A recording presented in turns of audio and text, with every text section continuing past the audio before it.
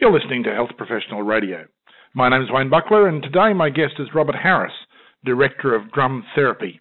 Robert joins us from Sydney, Australia, to talk to us about his interest in the therapeutic effects of drumming and rhythms. Robert, welcome to Health Professional Radio. Thank you very much. Pleasure to be here. Now, Robert, I can kind of hear the exasperated sighs of lots of clinicians going, oh, goodness, you know, drumming and therapy, when will this stuff ever stop? Now, I think you've got some quite firm views on that. Yes, I mean, that's a common refrain that I hear when I start talking to people in the medical profession, that drumming, rhythm, it's all, you know, hippie nonsense, and there isn't really any substance or science behind it. And I guess how I look at this is I sort of see rhythm as being where we think of yoga, meditation, and acupuncture, where that was maybe 20 or 30 years ago. That's kind of where we are with rhythm. The difference is that in the last 20 years, really, we've had such advances in neuroscience, the whole concept of neuroplasticity, which I'm sure everyone's familiar with. But also, we have the actual clinical controlled experiments using rhythm as a therapeutic tool. And so this involves MRIs, functional MRI results, as well as genomic signatures, stress receptors, things that are standard clinical evidence is now coming through using rhythm as a clinical tool. And so we've now got the sort of marriage, if you like, of the art of rhythm, but also the science of using rhythm. And so we're seeing, just to take a few examples, we've had people like Barry Bittman in the US, who's a series of, he's an MD, a whole series of experiments using rhythm to reduce stress, to reduce burnouts, and actually looking at how people's blood is different. So he's discovered that natural killer T cells can be enhanced using a rhythm-based protocol. Now, that's something that obviously cancer researchers, people recovering from cancer, are very interested in.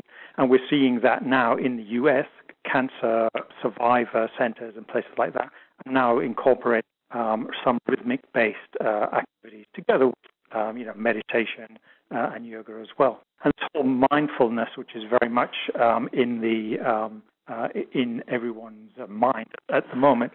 Also, the whole mindfulness juggernaut, which is around, also has a rhythmic aspect to it, because rhythm and drumming is a very mindful exercise. So when people like Dr. Bruce Perry of the Child Trauma Academy in the U.S., he's a specialist guy who spent his whole career looking at the neuroscience of trauma on the brain. And what he has concluded is one of the ways to regulate a person who is very sensitized and on that hyper-arousal, hyper-vigilant spectrum, in order to get them to regulate their body and return to a sort of normal stasis, if you like, is through patterned repetitive activity, for example. So drumming, again, is something that is often used in that childhood trauma area. We've also seen people with hypervigilance from addictions using drumming. Drumming is a particularly good way for people who have difficulty in expressing their thoughts and their feelings verbally. You know, anybody can hit a drum. You don't have to be, physically active. You don't have to be fit. You don't have to be flexible. All you need to do is to be able to pick up a mallet and hit the drum. So we're finding this being used with people with post-traumatic stress disorder.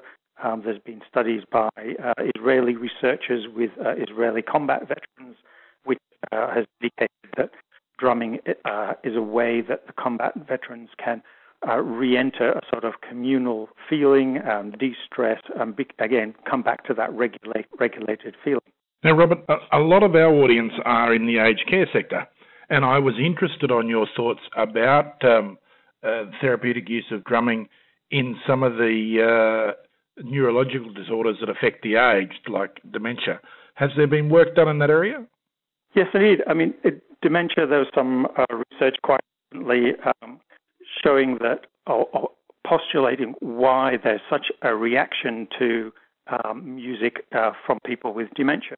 The results of that research were essentially that the area of musical memory, if you like, was the area that wasn't immediately affected by the neurological degeneration of dementia.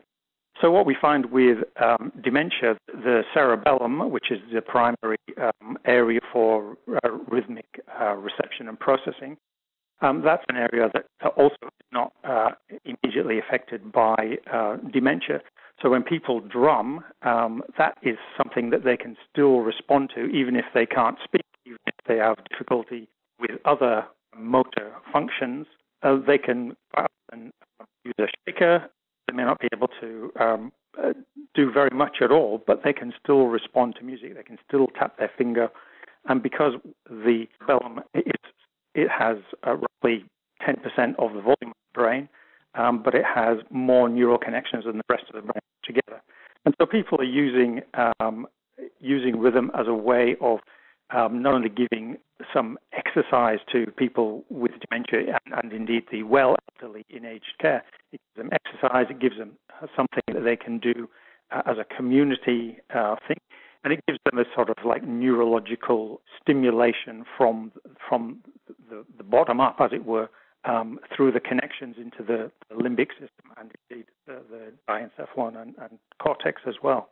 And so to expand on that further, there are now a lot of aged care facilities who are, you've probably seen the Alive Inside people putting the iPods on people in aged care, which is, I think, a great thing. And we can do further than that with physically getting people to cooperate and coordinate and train by playing rhythmic instruments. And this is something that anybody can do with. You have to be a professional to do it. And this is something that is now, again, becoming much more common in the US.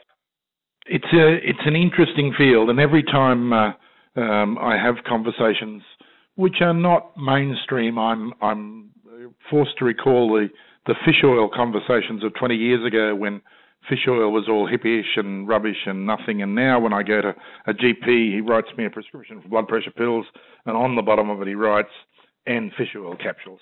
It's just become mainstream medicine. So perhaps drum therapy's headed the same way. Well, I think so. I think the more research we have, the more people have to sit up and pay attention that this is real research. These are people being put into an MRI by researchers and PhDs who are doing it so that we can create scientifically validated responses in our healthcare choices. Yes. Drumming and rhythm and singing and dancing, it goes back thousands of years in our cultural history. And that's something I think that we've kind of forgotten now in this age of Netflix and video and things like that. The culture and the relationship connections that music has, I think, is a much more powerful therapeutic tool than I think people have previously given it credit for. Now, Robert, one of my favourite questions is always about misconceptions. What's the biggest misconception you find about the work that you do that, drives you nuts and keeps you awake at night? I think that, the biggest misconception is people don't think that there's any science, and they think it's all just, made up, when in fact there is actually a lot of science now. That's a misconception that we might be able to help a little bit with today. And I guess people who want more information can probably find that on your website. That's www.drumtherapy, one word, drumtherapy.com.au. Robert, I do appreciate your time today. Thank you for being able to share that with us. My very much pleasure. I've put as much research as I can on that website because it's meant to be a portal for people who can come and read it for themselves and make their own mind up about whether they think it's interesting for them or not. And I'm sure some of our listeners will do just that. If you've missed my conversation with Robert Harris, then you've missed a fascinating discussion about the use of drum therapy in therapeutic sessions. And the good news is we have a transcript of that interview on our website. You can also listen to the interview again on our audio archives on both YouTube and SoundCloud. The address for all of the Health Professional Radio resources is www.hpr.fm. And the address once again for Robert Harris and drum therapy is www.drumtherapy.com.au. You're listening to Health Professional Radio.